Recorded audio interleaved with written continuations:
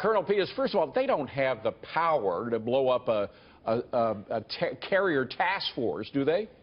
Well, they couldn't even find the carrier task force unless the Chinese or the Russians gave them the intelligence.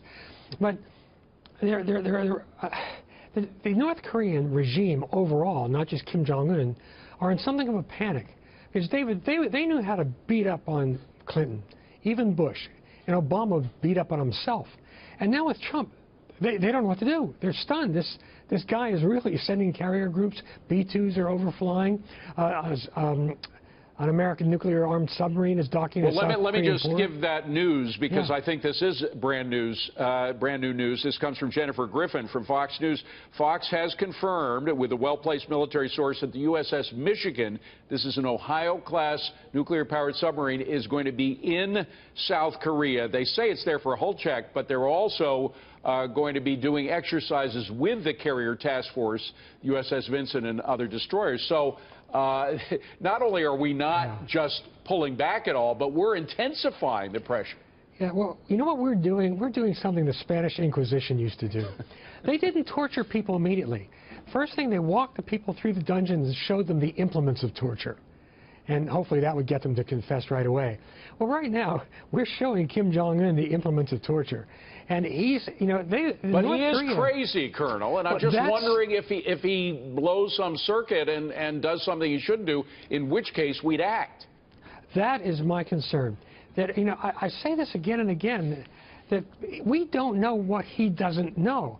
And Kim Jong-un may have a wildly inflated notion of his military capabilities, because his generals aren't going to say, oh, no, sir, we can't do that, because then they get killed.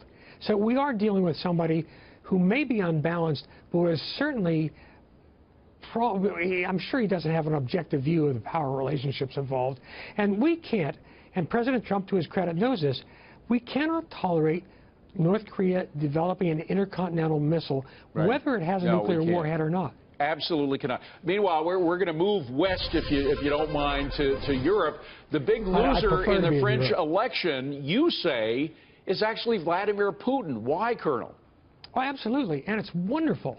Of the 5, not just the 4, but the 5 top candidates in this race in France out of 11, 4 were anti-American, anti-NATO, anti-EU, and pro-Putin. The one guy who was pro-NATO, pro-EU, pro-US, pro-capitalism, and anti-Putin, Emmanuel Macron, is a guy who came out as a front runner, and he will defeat Marine Le Pen in the runoff on May 7th. And so Putin, he poured in, even overtly, there was a loan of over $9 million to Marine Le Pen's National Front, her political party. We have no idea how much clandestine money went into these elections. Putin waged a massive disinformation campaign, really was fake news.